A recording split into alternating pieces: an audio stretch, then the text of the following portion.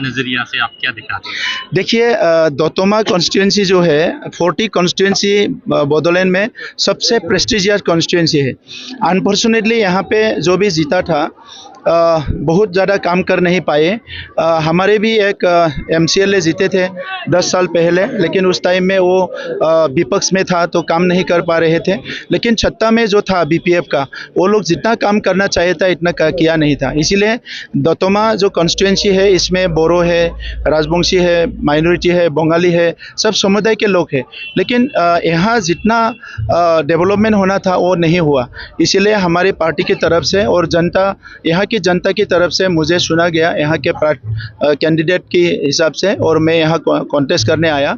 और हम लोग सबका यही डिसीजन है, आने वाले 5 साल में दौतोमा कॉन्स्टिट्यूंसी को सल्लिस जो हमारा कॉन्स्टिट्यूंसी है इसमें सबसे बेस्ट कॉन्स्टिट्यूंसी बनाना है। इसीलिए हम लोग यहाँ दौतोमा में काम करेंगे। अब आप यहाँ पे यहाँ जो बिजनेस कर रहे हैं लोग सदियों से, बहुत मतलब 2-3 जनरेशन से ये लोग बिजनेस कर रही हैं।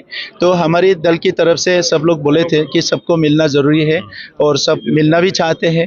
तो चुनाव भी है तो अच्छा माहौल है, तो मैं ही खुद मिलने के लिए आया यहाँ, और मिलके बहुत अच्छा लगा। सबको, हमारा माता पिता दादा भाई सबको मिला, और सब लोग हंसी खुशी है क्योंकि बोडोलैंड इतना शांत है। सब लोग अभी जैसे ही हम लोग आते हैं तो बहुत खुशी से वो लोग हमारी तरफ आगे बढ़ के आते हैं, बात करते हैं।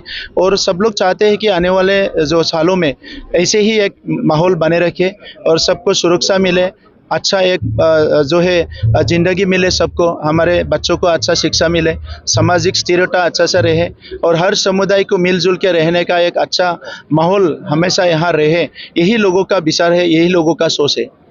Thank you. बाउखुंगी का जो हिंसा हुआ है इसको मैं मेरी तरफ से मैं निंदा करता हूँ, और वैसा हिंसा नहीं होना चाहिए। मैं अपना पार्टी के लोगों को भी मैं बोल रहा हूँ, और हम यहाँ जो भी कॉन्टेस्ट कर रहे हैं हर पार्टी को मैं रिक्वेस्ट कर रहा हूँ।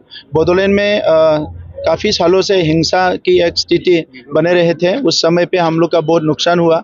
अभी एक जो यहाँ पे लोकतंत्र का एक अच्छा माहौल बन गया है, सब लोग अभी घर से निकल के आया है, और डेमोक्रेसी को स्ट्रेंथन करने के लिए सब लोग कोशिश एक रखा है। तो ऐसे एक स्थिति में कोई अगर हिंसा करेगा ये अच्छा नहीं है।